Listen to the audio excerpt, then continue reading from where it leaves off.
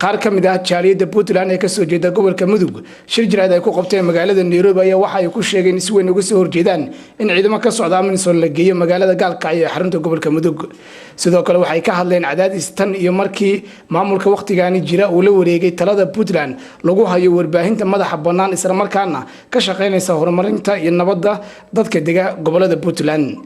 kulankan ayaa ugu horeen waxa laga akhriyay baaq ku socday qaybaha kala duwan ee bulshada Puntland ee ku nool gudaha iyo dibadda waxaana baaqa saxaafadda uu akhriyay Aadan Cabdi Cilmi gaar ahaan war dhawaan ka soo yeeray xukuumadda madaxweyne Cabdiraxmaan Maxamed Faroole oo ahaa in gobolka Mudug siiba magaalada Gaalkacyo loo dalbayo ciidamo ajnabi ah oo la keeno iyadoo uu maamulku arintaas ku sababeeyay in amniga gobolka uu faraha ka baxay haddaba haddii aan ku horeyno tan gobolka Mudug waxaa isweydiin leh madaxweynaha iyo xukuumaddiisu sidaas ma waxay ka tahay la xajeclo iyo badbaado ay u hayaan gobolka iyo ummadda ku dhaqan mise waa qalalaase iyo burbur ay si kas ah iyo maag ugu horseedayaan in weliba takoor iyo gees u fuquuqid ummadda reer Puntland inteeda kale hadiise ay sidaas laxaw iyo kalgacal ka tahay madaxweynaha aaway ciidamadii Puntland mise waa awood xumo iyo tabaryari uu maamulku qiranayo inuusan hagaajin karin amniga iyo nabadgelyada bulshada isaga dooratay oo weliba adeecsan oo reer iyo qolo diidan oo hub u qaadatay ama ka soo horjeeda aysan maanta gobolka ka jirin waxaa sidoo kale isweydiin mudan haddii uu maamulku u tabarwaayay qaybo dhulka Puntland ka mid ah sidaa darteed uu u dalbanayo ciidamo ajnabi ah oo uu u soo gacan geliya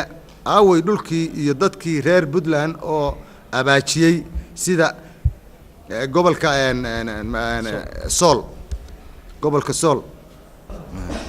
madaxweynuhu muxuu u burburiyay nidaamkii magaalada Gaalkacyo iyo golaheedii deegaanka oo uu shacabku soo doortay oo uu wareegtada ugu xukumaa sidii dhul keligi taliye haysto ama gumaysta gacanta ugu jira intaas kadib ayaa waxa halkaas ka hadlay qaar ka mid ah waxgaradkii ka soo qayb galay kulanka iyagoo si weyn uga hadlay dhibaatada ay keeni karto ciidamo ka socda Midowga Afrika oo la geeyay magaalada Gaalkacyo xarunta gobolka Mudug waxa weeye maanta waxay taagan tahay marxaladii isimadu ka qaadan jireen oo shalay ayaga hoggaan u ahaa suubintii reer Puntland waxay maraysaa walaalayaalow meeshii shalay aad maraysay waxa weeye gacanta ku qabta oo hasiideynina waxaan kaloo leeyahay Gaalkacyo waxay la mid tahay dadka gobolada reer Puntland haddii ciidan la keenayo dalka Gaalkacyona waa la keenaya haddii aan la keenahayn dadkii la mid dadka reer Gaalkacyood waxay baxaan oo waxa la leeyihiin dadka reer Mudug intaasan ku goyn lahaa ma garan madaxweynaha Puntland Faroole uma dooran inuu dhib noo saadiyo waxa uu dooranay inuu wax noo qabto dhibna ma rabno waxa dhac gobolka Mudug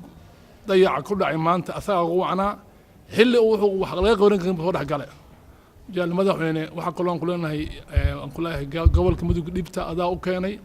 waxa ka horeeyay la madaxweyne ka horeeyay jiray Cabdullaahi Isfiyo Faro iyo Cadde Muuse ima jirin waxa noo muuqata hadda awal waxa maqnaa gobolka Sool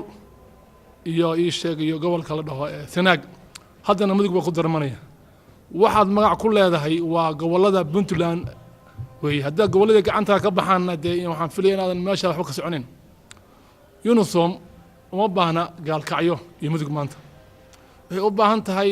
adaa ku filan iyo maamulka Puntland iyo guddiga baarlamaanka Puntland haddii marka aad tiraahdo dhib waxbaan faa'iidinaya dhibtu ku akaan Gaalkacyo ku akaan meesha mid la dhuma saameynaysa waxa leeyahay marka dadka reer Puntland gaar ahaan dadka gobolka Mudug arintaas asimada dhamaa uqaasha waxgaradka aqoonyahanka